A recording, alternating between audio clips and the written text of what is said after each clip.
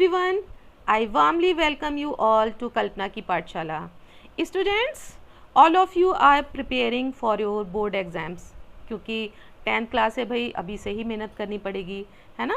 So to help you relax a bit, let me tell you a short story. तो एक बड़े ही शोरगुल भरे शहर में एक बड़ा ही लाइवली सा टाउन था. तो वहाँ पर एक गर्ल अपनी फैमिली के साथ रहती थी. बड़ी ब्यूटीफुल सी गर्ल थी, इनोसेंट सी. रोज़ सुबह जब उठती तो उसे क्या आवाज़ें सुनाई देती थी, और ये डेली की बात थी. डेली उसके साथ यही होता था. क्या आवाज़ें सुनाई देती थी? जल्दी उठो, अभी तक सो रहे हो, जल्दी से फ्रेश हो जाओ, स्कूल बैग चेक कर लिया, अपने बालों को खुला मत छोड़ो, कॉम देम प्रॉपरली, अरे सिट प्रॉपरली, वगैरह वगैरह. अब पहले तो वो इन सब बातों पर ध्यान देती थी, ध्यान से सुनती थी कि कोई क्या कह रहा है. चलो एक बार कहा कि मैं नहीं करूं, लेकिन फिर वही डेली की यही बात, डेली वही बात रिपीट होना, वही रिपीट होना. तब क्या हो गया कि उसके कुछ सपने भी थे, है ना. वो कुछ उसके अपने सपने थे, लेकिन ऐसी बातों को सुन सुन के ऐसा लगता था मानो उसने अपने जो ड्रीम्स हैं उनको एक बॉक्स में बंद कर दिया है. और हर एक रूल जो था, उसके अंदर जो लाइट ऑफ हैप्पीनेस थी, जो उसके अंदर खुशी थी, है ना, उसको जो ऐसा लगता था जैसे कि डिम कर दिया है. हर एक रूल, जो रोज़ रोज़ वही बातें, तो उसकी वजह से उसकी जो लाइट ऑफ हैप्पीनेस थी वो डिम होती चली जा रही थी. एक दिन ऐसा भी आया ना कि उसने रिस्पॉन्ड करना ही बंद कर दिया. नहीं, कुछ और मत समझो भाई, रिस्पॉन्ड करना बंद कर दिया मतलब कि वो जो थी चुपचाप हो गई. वो किसी को जवाब ही नहीं देती थी. कोई कुछ कहता रहे, वो सुनती तो थी लेकिन रिस्पॉन्ड नहीं करती थी. हाँ, ऐसा नहीं था कि वो किसी से नाराज़ थी या किसी पे एंग्री थी, किसी से क्रोधित थी, नहीं, सिर्फ उसने चुप्पी साध ली थी. उसी चुप्पी में उसने अपने लिए एक ऐसी दुनिया बसा ली थी जिसमें कभी she flies high in the sky like a bird, कभी वो एक सन्यासिन बन जाती थी, कभी एक फेयरी बन जाती थी, कभी एक ऐसी लड़की जो रेत पे अकेली चल रही है. क्यों? क्योंकि अब उसको ना अपनी इमेजिनेशन में ये लगता था कि मैं अकेली ही ठीक हूँ. अगर मैं सबके साथ हूँ तो कोई कुछ कहेगा, कोई कुछ कहेगा, कोई कुछ कहेगा. तो इस वजह से वो बिल्कुल अपने माइंड में अलग थलग रहना उसको अच्छा लगने लगा. तो बच्चों, ये जो कहानी है ये सिर्फ इस लड़की की ही कहानी नहीं है, है ना. ये उन सभी टीनेजर्स की कहानी है, उन सभी बच्चों की कहानी है जो अपने लिए साइलेंस की एक अलग सी दुनिया बना लेते हैं. उनसे कुछ कहो तो उनके ऊपर ऐसा लगता है मानो फर्क ही नहीं पड़ रहा है. ये साइलेंस ऐसा लगता है जैसे मान लो एक गर्ल जिसने कि रिप्लाई करना ही छोड़ दिया है, रिप्लाई करना ही स्टॉप कर दिया है. हाँ, इसलिए नहीं कि वो किसी से एंग्री है ना, या वो रूड गर्ल है, या उस गर्ल की ही बात नहीं है, किसी भी टीनेजर की बात है, किसी भी बच्चे की बात है. ऐसा नहीं है कि वो रूड है, लेकिन फिर भी वो किसी की बात को जो है सुनना नहीं चाहता. अपने को वो बड़ा ही टायर्ड फील करता है, बड़ा ही लोनली सा, थका हुआ सा महसूस करता है. अब बच्चों, आपने अपने बुक में, अपने कोर्स में थोड़ा सा तो आइडिया हो गया होगा कि हाँ, ये चैप्टर हैं, ये चैप्टर हैं, ये चैप्टर हैं, है ना. तो इस कहानी से आपको कुछ तो समझ में आ गया होगा कि हम किसकी बात कर रहे हैं, किस पोम में ये ऐसा कैरेक्टर है. ये तो आपको समझ में आ गया होगा. I think your gas is absolutely correct. आज हम बात कर रहे हैं अमांडा की. Amanda is not just a name, it's a story of every child, जिसे एवरी मोमेंट रोका जाता है, टोका जाता है. कैसे? Don't do this, don't do that, sit up straight, stop day dreaming. लेकिन परेशानी की बात ये है कि कोई उसके बारे में सोचता नहीं है, कोई उससे पूछता नहीं है। क्या नहीं पूछता है? What are you thinking, how are you feeling. जब तुम्हारी कोई बात नहीं सुनता है तो तुम्हें कैसा फील होता है, ये बातें कोई उससे पूछना ही नहीं चाहता, उसके मन में कोई झांकना ही नहीं चाहता है।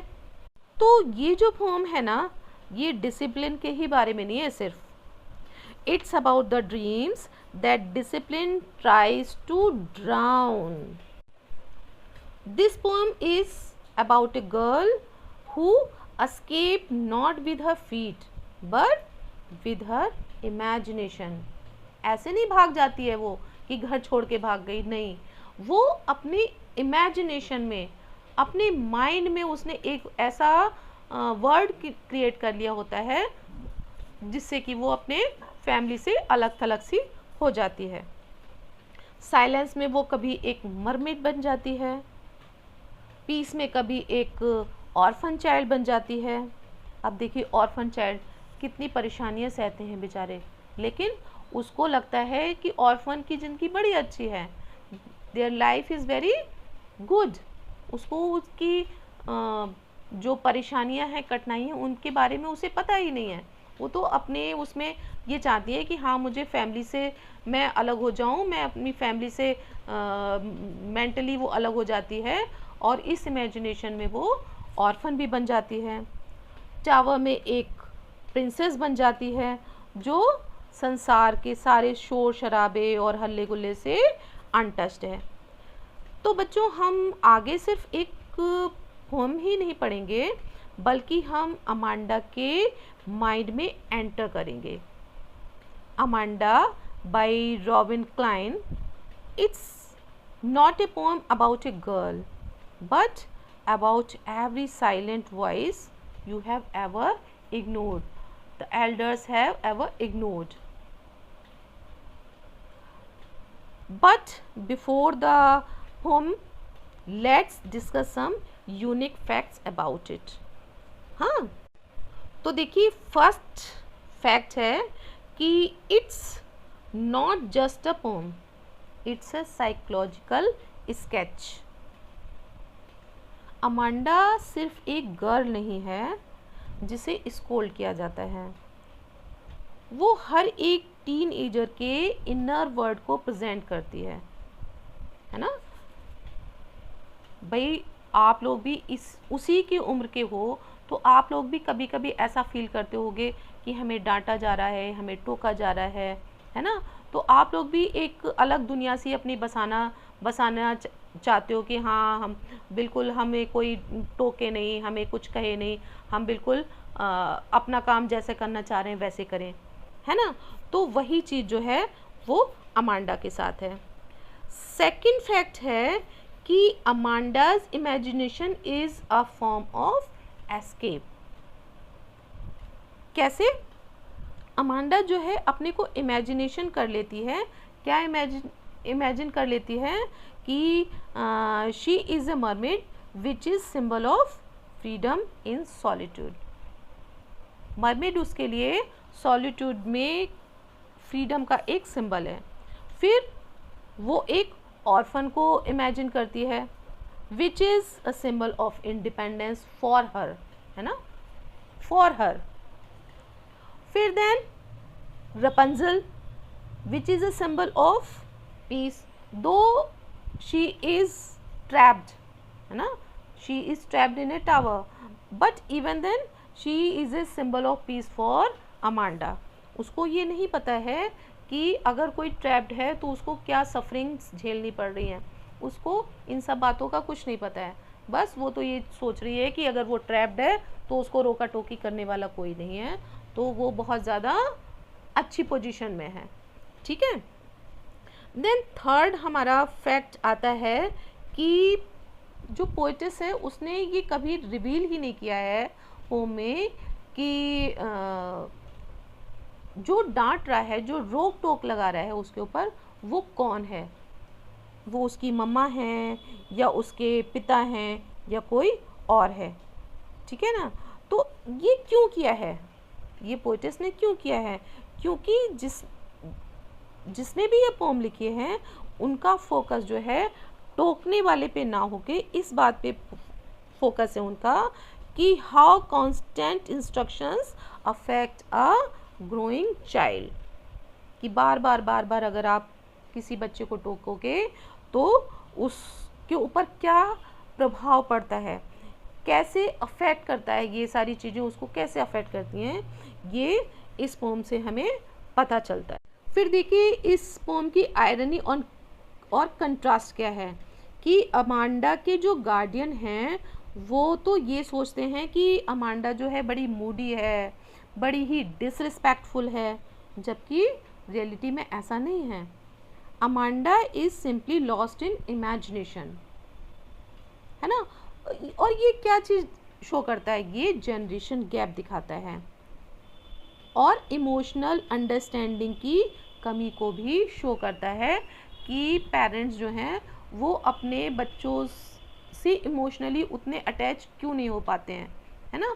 तो ये भी शो करता है, उसका जो साइलेंस है वो ये सारी चीज़ें जो है बताता है, जबकि उसके गार्डियन ये सोच रहे हैं कि वो बड़ी मूडी है, वो बड़ी डिसरिस्पेक्टफुल है, लेकिन रियलिटी में ऐसा कुछ भी नहीं है।